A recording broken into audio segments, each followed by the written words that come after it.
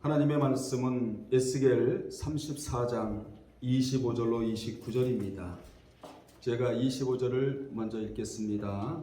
내가 또 그들과 화평의 언약을 맺고 악한 짐승을 그 땅에서 그치게 하리니 그들이 빈들에 평안히 거하며 숲을 가운데에서 잘지라. 내가 그들에게 복을 내리고 내 사상에게 복을 내리며 때를 따라 소낙비를 내리되 복된 소낙비를 내리리라. 그리한즉 밭의 나무가 열매를 맺으며 땅에 그 소산을 내리니 그들이 그 땅에서 평안할지라. 내가 그들의 멍에에 나무를 꺾고 그들을 종으로 삼은 자의 손에서 그들을 건져낸 후에 내가 여호와인 줄을 그들이 알겠고 그들이 다시는 이방의 노략거리가 되지 아니하며 땅의 짐승들에게 잡아먹히지도 아니하고 평안히 거주하리니 놀랄 사람이 없으리라. 다 같이요. 내가 그들을 위하여 파종할 좋은 땅을 일으키리니 그들이 다시는 그 땅에서 기근으로 멸망하지 아니할지며 다시는 여러 나라의 수치를 받지 아니할지라. 아멘. 이 시간에는 복된 소낙비라는 제목으로 함께 은혜 나누겠습니다. 본문은 하나님이 선한 양떼와 하나님과 맺은 화평의 언약을 지키는 자들에게 본문의 내용대로 축복해 주신다는 말씀입니다. 이 축복을 한마디로 말하면 풍요와 안전의 축복입니다. 그런데 이 축복의 대상은 무조건적인 것이 아니라 선한 양떼와 하나님과 맺은 화평의 언약을 지키는 자들입니다. 이 자들이 바로 하나님과 언약 관계에 있는 자이고 언약민이며 하나님의 백성이며 천상의 존재들입니다. 이 세상에는 아주 못된 양떼가 있고 선한 양떼가 있는데 선한 양떼는 하나님과 언약을 맺고만 있는 자들이 아니라 그 언약을 소중히 여기고 사모하며 순종하는 자입니다. 이 자들이 바로 선한 양떼입니다. 그들은 바로 하나님께 선택받은 신실한 지도자들, 자신에게 부여된 사명을 잘 감당하면서 세상에 선한 영향을 끼치는 자들입니다. 하나님은 그들에게 본문대로 따라합시다. 내리며 내리리라 라는 삼중적 구조로 축복해 주시겠다고 분명히 약속해 주셨습니다. 당시 남유다가 바벨론에 의해 멸망되기 이전은 그 상황이 말이 아니었습니다. 그야말로 종교 지도자들이 썩을 대로 썩어버렸어요. 여러분, 종교 지도자가 먼저 썩으면 백성이 썩기 마련이에요. 백성이 먼저 썩는 건 아니에요. 종교 지도자가 썩을 때 백성은 썩고 마는 것입니다. 백성이 썩으면 사회가 썩고 마는 것이지요. 사회가 썩으면 국가가 썩기 마련이고요. 당시 선한 백성들은 악한 관리들과 부유한 자들에 의해 곡식을 착취당하여 끼니를 잇기 힘들 정도로 가난한 삶을 살면서 겨우 목숨을 연명해야만 했습니다.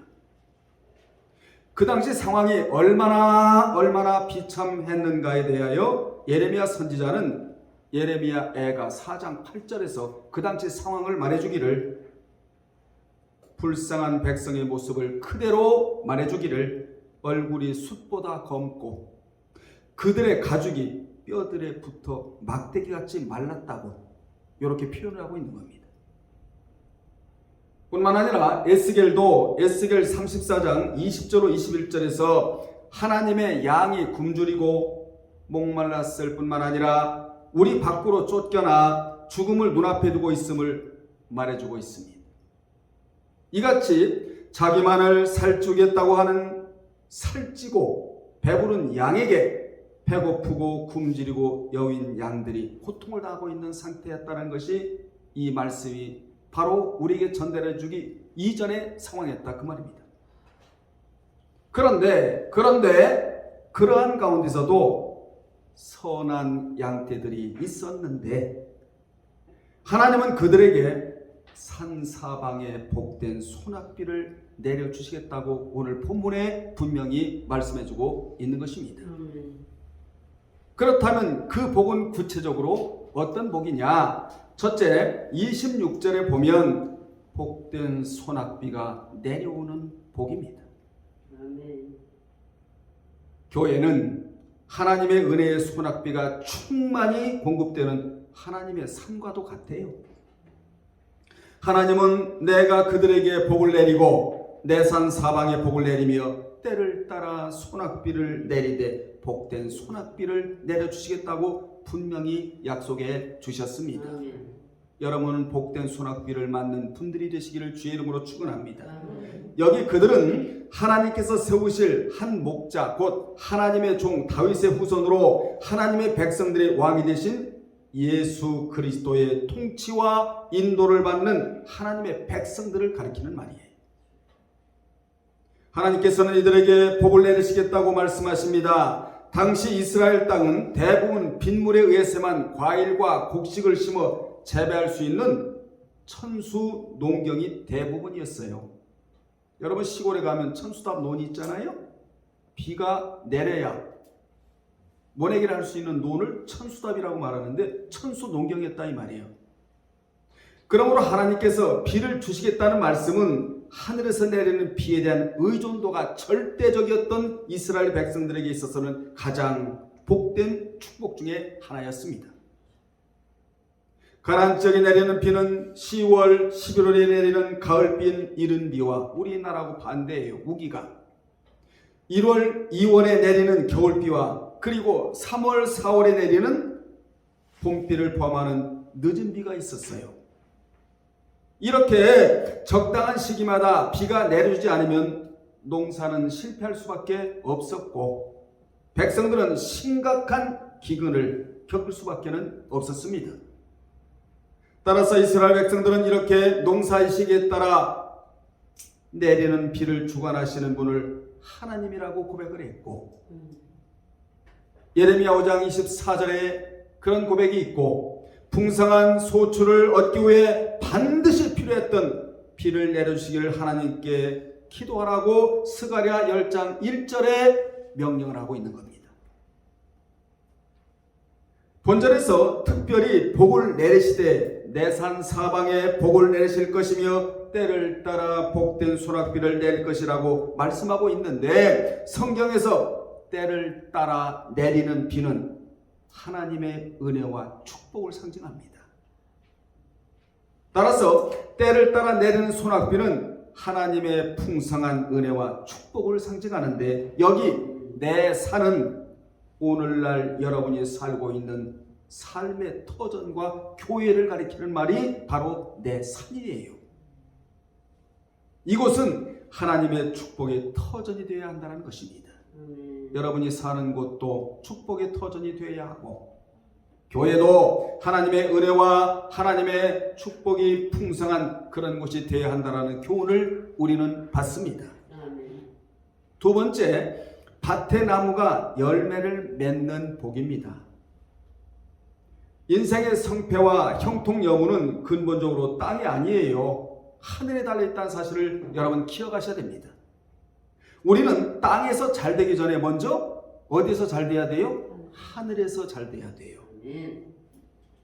그래서 하늘에서 잘 되는 사람은 이 땅에서 잘 되게 되어 있어요. 여러분이 신앙생활하면서 잊지 말아야 할 부분은 뭔 줄 아십니까? 이 땅과 천국은 연결이 되어 있다는 사실입니다. 따로따로가 아니에요. 많은 사람들이 신앙생활하면서 이 땅과 천국이 분절됐다, 단절됐다 이렇게 생각하는 사람들이 많은데 그렇지를 않아요. 이 땅에서 하는 모든 행위 천국에서도 다 보고 계신다는 사실을 여러분 기억하시기를 바랍니다. 하늘에서 잘 되는 자가 되어야 복된 자가 되는 것이지요. 본문 27절에 보면 그리한즉 밭의 나무가 열매를 맺으며 땅에 그 소산을 내리라 그들이 그 땅에서 평안할지라 라고 했는데 이는 내가 그들에게 복을 내리고 내 산 사방에 복을 내리며 때를 따라 소낙비를 내리되 복된 소낙비를 내리라는 이 말씀에 대한 결과예요. 즉 하나님께서 때를 따라 복된 소낙비를 내리시는 결과다 그 말입니다. 아멘. 여러분은 시작도 좋고 과정도 좋고 아멘. 결과도 좋은 아멘. 이러한 분들이 되시기를 주의 이름으로 축복합니다. 아멘. 밭의 나무가 열매를 맺고 땅이 그 소산을 내기 위해서는 반드시 하늘에서 축복의 비가 내려야 한답니다. 아멘. 여기서 중요한 것은 땅에서 할 일이 있고 하늘에서 할 일이 있다는 것이에요. 아멘. 땅이 아무리 비옥해도 하늘에서 비가 내리지 않으면 나무는 열매를 맺을 수 없고 땅은 그 소산을 낼 수가 없습니다. 이 땅에서 여러분이 할 일은 무엇입니까? 선한 양떼가 되고, 이게 여러분이 할 일이에요. 땅에서 할 일. 하늘에서 할 일은 그들에게 하나님이 복을 내려주시는 것. 이같이 비옥한 땅이라도 비가 내리지 않으면 그 땅은 사막화가 되고 마는 것입니다. 우리는 환경도 사막화가 돼서는 안 되고, 아멘. 우리의 마음도 에레모스 사막화가 돼서는 안 돼요. 아멘. 늘 축복의 단비로 심령이 젖어 있고 환경도 젖어 있는 이러한 삶을 살아가야 될 줄로 믿습니다. 아멘. 실로 땅이 옥토가 되고 거기서 풍성한 열매를 맺혀지려면 하늘에서 비가 내려야만 합니다. 아멘. 즉 믿는 자가 축복된 삶, 형통의 삶을 살아가며 필요한 열매를 맺고 살려면 반드시 하늘에서 축복의 단비가 내려져야 한다는 것이에요. 아멘. 즉 하나님의 축복이 있어야 된다. 이처럼 식물이 열매를 맺는데 하늘에서 내리는 비가 절대적이듯이 우리가 복된 삶을 살기 위해서는 하나님께서 내리시는 축복의 소낙비는 절대적인 요소라는 것입니다. 아멘. 인간이 아무리 잘났다고 큰소리쳐도 하나님의 축복의 단비가 내리지 않는다면 그는 열매를 맺지 못하는 사람이 되고 마는 거예요. 즉 고사되고 만다 이 말이에요. 우리는 본문에서 왜 인생이 하늘을 바라보고 살아야 하는지에 대한 답을 찾아야 돼요. 교훈을 받아야 합니다. 참으로 인생의 성패, 형통, 화복은 근본적으로 땅으로 말미암지 않고 먼저 하늘로 말미암는다는 사실을 우리는 알 수 있습니다. 아멘. 물론 땅은 우리가 살아갈 삶의 터전이지만 말이에요. 그러므로 땅은 인간이 절대 무시할 수 없는 요소도 땅이에요. 그래서 땅에서도 잘 되고 하늘에서도 잘 되고 아멘. 여기서도 잘 되고 저기서도 잘 되고 이런 인생을 하나님이 살라라고 오늘 본문에 기록을 하고 계신다 그 말입니다. 아멘. 아멘. 아멘. 모든 복의 원천은 하나님이에요. 그래서 그분의 뜻을 구해야 돼요. 아멘. 그분이 주실 은혜를 사모하며 살아가야 합니다. 그럴 때 우리 인생의 텃밭은 때를 따라 내려지는 단비로 말미암아 풍성한 열매를 맺는 옥토가 될 줄로 믿습니다. 아멘. 세 번째, 멍에의 나무를 꺾어주시는 복이라고 27절에서 말씀합니다. 하나님은 25절에서 광야와 수풀에서 맹수들이 제거될 것이라는 비유를 통해 백성들을 괴롭히던 악한 왕이나 악한 권세자들, 부호들이 제거될 것이라고 선언하셨고 26절과 27절 본절 상반절에서는 적당한 시기마다 내리는 비를 통해 풍성한 소출을 얻을 것이라고 선언하셨습니다. 하나님은 멍에와 나무가 꺾일 것이라는 비유를 통해 선한 양떼를 압제하는 자의 손에서 건짐을 받을 것이라고 선언하셨어요. 얼마나 여러분 오늘 말씀 들으면서 우리가 기도거리를 많이 여기서 받고 기도거리를 하나 앞에 내놓아야 할 부분들이 굉장히 많습니다. 아멘. 우리가 하나님의 백성답게 살아갈 이유가 여기 있다. 어떤 이유지요? 하나님이 멍에를 꺾어 주신다고 했기 때문에 하나님의 백성답게 살아야 한다는 것입니다. 네. 여기 멍에는 타락한 종교 지도자들과 더 구체적으로 말하면 예레미야 28장 11절에 보면 하나님께서 유다 백성들을 괴롭힌 바벨론 왕 누구지요? 느부갓네살의 멍에를 끊으실 것이라는 말씀이에요.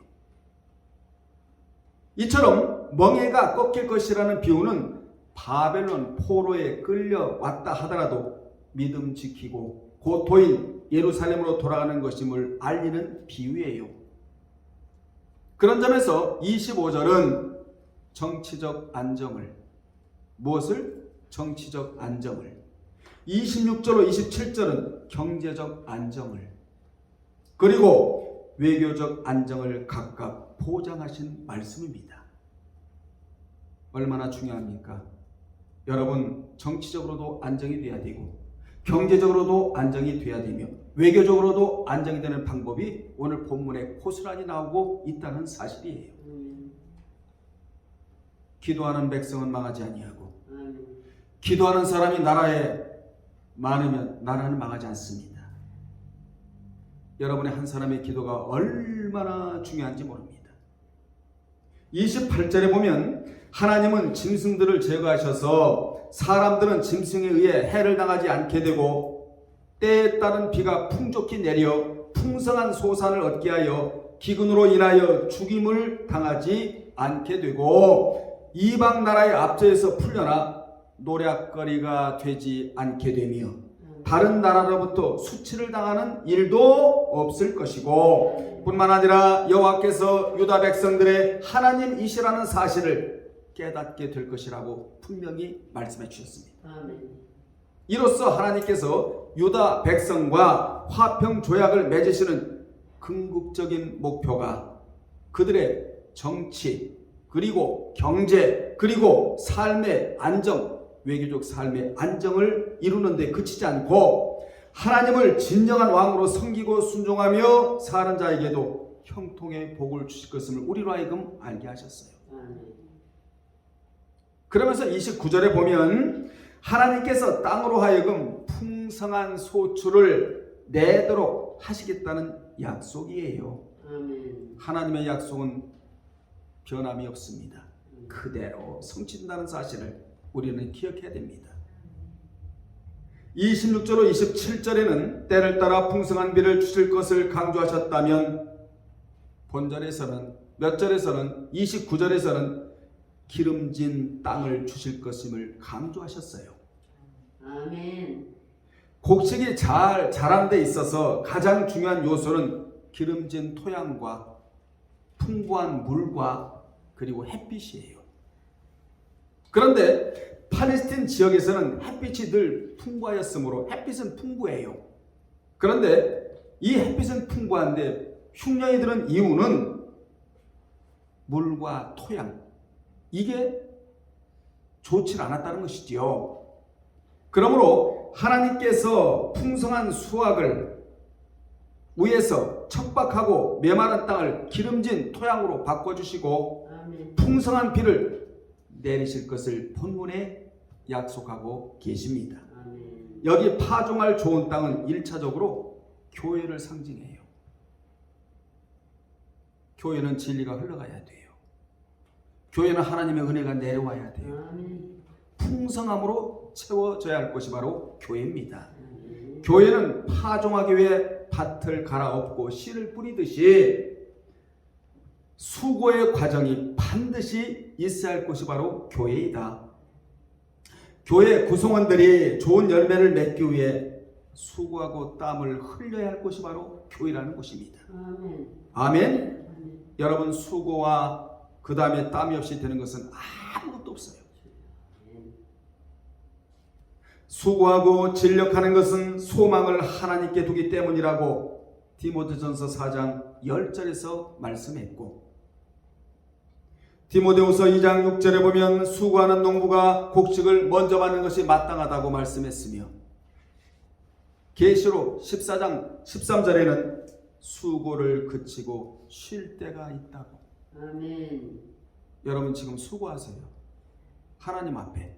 수고라는 단어가 코피언테스라는 단어인데 코피가 터질 정도로 이런 의미를 두고 나오는 단어가 수고라는 단어예요. 그래서 수고했다, 더 많이 수고했다, 성경에 그렇게 기록을 하고 있죠. 이 말은 외코피가 터지는 사람이 있고 쌍코피가 터지는 사람이 있다는 거예요. 여러분, 이렇게 이 땅에서 수고를 많이 하고 천국에 가서 우리는 편안하게 쉬는 자가 돼야 한다. 아멘. 하나님께 복을 받고 사용되어진 자들의 특징은 모두 수고의 땀방울을 흘렸던 자들이다. 그래서 3대 액체를 흘렸던 자들이다. 이마에 땀을 흘리고 또 피를 흘리고 희생을 얘기하고 있죠. 그리고 주님을 위해서, 주님의 나라를 위해서 눈물을 흘렸던 자. 여러분이 이 3대 액체가 있어야 된다는 것이죠. 피와 눈물과 땀, 이게 3대 액체라고 말하는데 주님을 위해서 헌신하고 수고했던 자들이 반드시 흘렸던 것이 이 3대 액체였습니다. 아멘. 인생의 텃밭이나 사역의 텃밭에는 반드시 수고의 땀방울이 떨어져 있어야 합니다. 그곳은 온갖 축복의 열매들이 맺혀지는 곳이기도 하다는 것이죠. 아멘. 그러면서 30절에 보면 하나님께서 여호와를 안다는 것은 유다 백성이 섬겨야 분이 누구인지를 깨닫게 된다는 것입니다. 여러분 여호와 아시죠? 우리는 여호와를 어떻게 알아야 되느냐?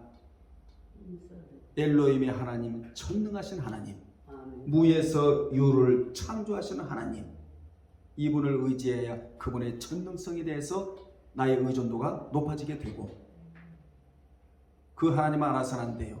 언약신, 나와 하나님과의 관계는 언약의 관계에 있는데, 아멘. 여러분 생내적 관계는 부모와 자식 간에 끊을래 끊을 수는 발현, 이거는 생내적 관계라고 말하고, 우리는 언약 관계, 하나님과 우리의 언약 관계, 그러니까 부모와 자식 간에도 끊을래 끊을 수는 관계이고, 하나님과 우리와의 관계도 끊을래 끊을 수는 관계인데, 왜 끊을래 끊을 수는 관계냐? 언약적 관계니까. 아멘. 이 언약의 하나님, 야훼 하나님, 여호와, 이분을 어떻게 섬겨드려야 되느냐? 말씀대로 섬겨드릴 때, 오늘 말씀의 제목처럼 하늘에서 뭐가 내린다고요? 복된 소낙비가 내리는데, 내리고 내리며 내리리라. 아멘. 이런 축복이 있다는 사실을 오늘 기억하시길 바랍니다. 아멘. 하나님은 행위롭게 사는 자들의 비참한 처지를 방관하지 않으시고 이에 개입하시어 평강을 베푸시는 분이십니다. 행위롭게 사는 자들은 언제나 하나님이 살아계심을 체험하고 그분이 복된 분임을 목독해 된다는 사실이에요. 자, 서서히 말씀을 정리하면서 이 세상에는 언제나 힘 있는 자들이 있고 힘없는 자들이 있습니다. 그런데요, 힘 있는 자들이 힘없는 자들에게 행패를 부려요. 이 말씀이 에스겔 34장 21절에 나오는 말씀이에요. 못된 양이 선한 양의 못된 짓을 합니다. 그러나 그리스도의 통치를 받는 인생은 복된 인생이요, 행복한 인생입니다. 여러분은 누구에 의해 통치를 받습니까? 주님에 의해서 통치받기를 바랍니다. 양에게 있어 목자의 인도는 생명과도 같은데, 양은 스스로 물도 꼴도 찾을 수 없는 우매한 짐승이 바로 양이에요. 그리고 홀로 남겨질 경우 자기 길을 알지 못하여 이리저리 헤매다 실족하거나 잔인한 포식자의 희생이 되고 마는 짐승이 양이에요. 근데 우리를 양으로 비유하고 있잖아요, 성경은. 이렇게 되지 않고 풍요와 안전의 축복을 받으려면 아주 이상적인 자리가 있는데, 그 자리가 바로 어떤 자리냐? 예수 그리스도의 통치를 받는 자리이다. 하나님을 섬기는 자리고 그분과 영적인 교제를 하는 자리이다. 그래서 시편에 보면 이런 말씀이 있어요. 주께 가까이 오라. 누가? 하나님께서 택한 백성이 가까이 오면 나와 너 사이에 영적 교제를 나눌 수가 있다. 이런 말씀이 나온단 말이에요. 하듯이 여러분이 앉아있어야 할 최고의 자리는 하나님을 섬기는 자리, 예수 그리스도의 통치를 받는 자리. 아멘. 그런 자는 어떤 자냐? 하나님에 대한 의존도가 높은 자예요. 여러분은 하나님에 대한 의존도가 높은 자들이 되기를 바랍니다. 이 의존도가 떨어지면 안 된단 말이에요. 왜냐? 하나님 없이는 살아갈 수가 없는 존재들이기 때문에 그렇습니다. 그래서 성경에는 믿는 자를 가라지와 알곡으로 비유했고 믿는다고 하는 자 중에 가라지와 알곡이 있다는 것이지요. 그리고 참고기와 잡고기가 있고 마태 13장에 그리고 파리한 양 즉 영적으로 여유고 핏기가 없이 해쓱한 양과 살찐 양으로 비유했고 양과 염소와 같은 자로 비유를 했어요. 우리는 어떤 자가 되어야 되겠습니까? 양이 되어야 되고 알곡이 되어야 되고 아멘 합시다. 살찐 양이 되어야 된단 말이에요. 양도 말씀으로 살이 포동포동 찐 그런 양이 된다 이 말이에요. 좀 더 하겠습니다.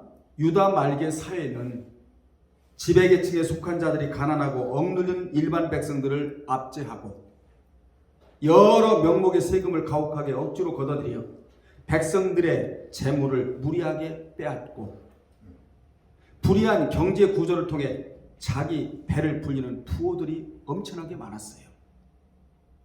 그래서 이사야 선지자와 예레미야 선지자와 미가 선지자는 당시 지배계층 부호들이 얼마나 잔인하게 평민들 그리고 가난한 자들을 압제하고 그들로부터 수탈을 일삼하는지를 고발한 선지자들의 대표격이었습니다. 부호들인 지배계층들은 마치 짐승들이라 하는 약육강식의 원리를 가지고 사회적 약자들, 특히 나그네, 고아, 과부들 이 자들을 압제했으며 그들은 더욱 비참하게 살아갈 수밖에 없었다 이 말이에요. 늘 배고픔에 시달리고 여러분이 잘 아시는 사울이 악정을 했잖아요. 그 사울 밑에 있었던 사람들이 첫째 영혼의 쓰라림이 있고 그리고 빚진 자 가난한 자 우글거렸어요. 그래서 사울 밑에 도저히 못 있겠다고 아둘람 굴에 들어가 있는 다윗에게 피했는데 그 인원이 400명이었다. 성경은 이렇게 말씀합니다. 물론 그 뒤에 인원이 더 늘어나지만 그 아둘람 굴에서 오늘날의 아둘람 굴은 어디죠? 교회예요. 진리가 흐르는 교회. 그 아둘람 굴에서 다윗이 그들을 가르치는데 하나님의 말씀으로 그들을 가르쳐서 세상에 나중에는 있잖아요. 그들이 다 회복이 되고 아멘. 쓰라림의 문제가 회복이 되고 가난의 문제가 회복이 되고 그리고 또 무슨 문제가 회복이 되고 빚진 문제가 다 회복이 되고 나중에 그들이 신앙으로 일어나서 이스라엘을 개국하는 1등 공신들이 되고 마는 겁니다. 그런데 성경이 기록될 당시에 그렇게 부유층들이 기득권층들이 그들을 압제하여 비참하게 살아갈 수밖에 없었다는 거예요. 이같이 유다의 부유한 고관들은 자신들이 배불리 먹고도 만족하지 못하여 마치 남아있는 들판에 풀들을 굶주린 양들이 먹지 못하도록 짓밟아 버리듯이 풀을 남겨놓지 아니하고 자신들은 충분히 먹고 배가 부르면서도 만족이 없어서 남은 물들을 목마른 양들이 마시지 못하도록 물을 막 휘젓는 이러한 상황이었다는 것입니다. 그래서 하나님은 그들의 죄를 작은 일로 여기느냐 이렇게 에스겔 34장 18절에서 말씀하셨어요. 중요한 사실은 하나님은 그들을 골라내시고 뭐 하시고? 골라내시고 그러한 가운데서도 언약을 소중히 여기며 신앙을 생명처럼 여기고 아멘. 말씀에 순종하고 살겠다는 선한 양들이 있었는데 그런 양들에게는 본문에 열거한 어마어마한 축복을 내려주시겠다고 약속해 주셨는데 그 어마어마한 축복이 한마디로 말하면 복된 소낙비. 아멘. 이 엄청난 교훈을 주고 계신다 이 말이에요. 여러분 난세 충신이 있고 나라 어려울수록 애국하는 자가 있듯이 반드시 교회 안에는 선한 양떼들이 있기 마련이라는 거예요. 여러분 선한 양떼들이 되세요. 화평의 언약, 하나님과 맺은 언약을 소중히 여기세요. 그리고 사모해 보세요. 보통 비가 아니에요. 가랑비가 아니에요. 복된 소낙비가 내리고 내리며 내리리라. 아멘. 분명한 하나님의 말씀 아닙니까? 여러분 지금 그렇게 복을 받고 계시잖아요 지금. 아멘. 자, 결론적으로 본문의 축복은 하나님이 골라내고 심판받을 대상에게는 절대로 주시지 않고 선한 양, 화평의 약속을 소중히 여기는 양, 그 언약에 순종하고 살고자 하는 양에게는 이처럼 엄청난 복을 주시겠다고 약속해 주셨습니다. 이것이 뭡니까? 우리에게 쓰는 소망이에요. 이 복이 너무나 좋기에 제가 다시 한번 읽고 마치겠는데, 내가 그들에게 복을 내리고 내산 사방에 복을 내리며 때를 따라 소낙비를 내리되 복된 소낙비를 내리리라. 이 소낙비가 내리고 난 이후에 그리한즉 밭의 나무가 열매를 맺으며 땅에 그 소산을 내리니 그들이 그 땅에서 평안할지라. 아멘. 물질의 복과 마음의 평강의 복이 작동이 된다, 그 말씀 아니에요? 내가 그들의 멍에에 나무를 꺾고 또 그들을 종으로 삼은 자의 손에서 그들을 건져낸 후에, 피가 흘러가는 동사입니다.